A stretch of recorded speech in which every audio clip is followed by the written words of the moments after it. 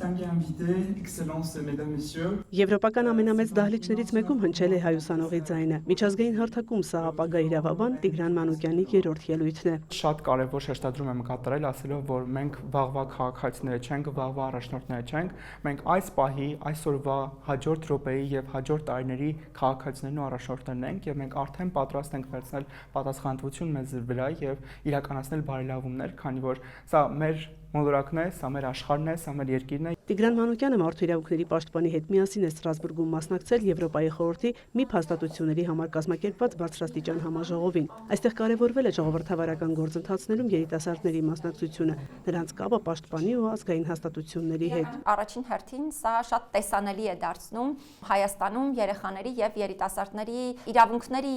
պաշտպանության ուղղությամբ իրականացվող քայլերը, եւ սա նաեւ պետության դիտանկյունից է չափազանց կարևոր, որովհետեւ դա ցույց է տալիս նաեւ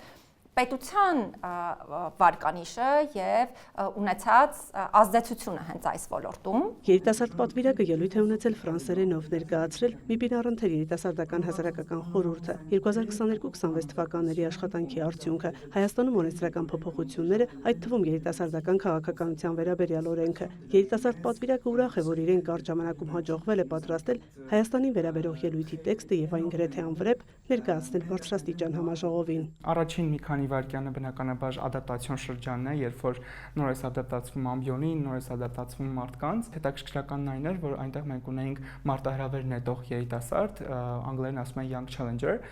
որը պրովոկատիվ հարցեր էր տալիս ելույթների ընթացքում։ Իմ կողքին նստած էր Ֆրանսիայի մարդու իրավունքների պաշտպանը, մոդերատորը, իրավաբանության ֆակուլտետի տարբեր մագիստրոսներ, լսում էին ինձ շուրջ 46 երկրի մարդու իրավունքների պաշտպաններ։ Ելույթը գրելիս Տիգրան ուսումնասիրել է 2022-26 թվականների ՄԻՊ զեկույցները, երեխաների իրավունքների պաշտպանության հարցերը, ներկայացրել իր կարծիքը, որ ցանկացած որոշում, օրենք, նորմատիվ ակտ, որ կընդունվի երեխաների իրավունքները պաշտպանելու համար, պետք է իրականացվի հաշվի առնելով նրա լավագույն շահը։ Հանդիպումներ եմ ունենում տարբեր պատգամավորների հետ,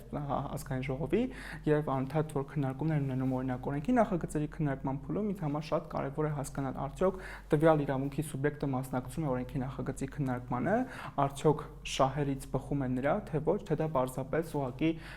ֆորմալ բնույթ կորող փաստաթուղթ է լինելու եւ չի գործածվելու Հայաստանի Հանրապետությունում։ Հայաստանի աշակերտներից մեկն էլ տեսակապով ելույթ է ունեցել Ժնևում մարդու իրավունքների խորհրդի 61-րդ նստաշրջանի երեխաների իրավունքների նվիրված քննարկմանը։ Ներկայացրել եմ այսօրվա մեր առաջնորդային խնդիրները եւ մարդու իրավունքների պաշտպանի որդեգրած սկզբունքները այդ հարցով եւ ելույթս առավելապես վերաբերում էր բռնության ձևերին եւ դրանց կանխարգելման մարդու իրավունքների պաշտպանի որդեգրած սկզբունքներին։ Սա ինչպես միջազգային գործընկերների տեսանկյունից բավականին հետաքրքիր փորձ էր դիտարկվել, բայց նաև շատ կարևոր էր մեր երեխաների համար, որովհետև նրանք էլ տեսան, որ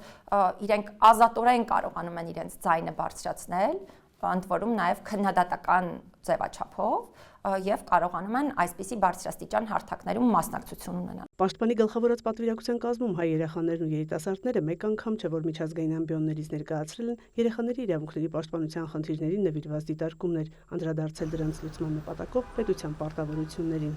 Մայա Խաչատրյան, Սեյրան Անտոնյան, լուրեր։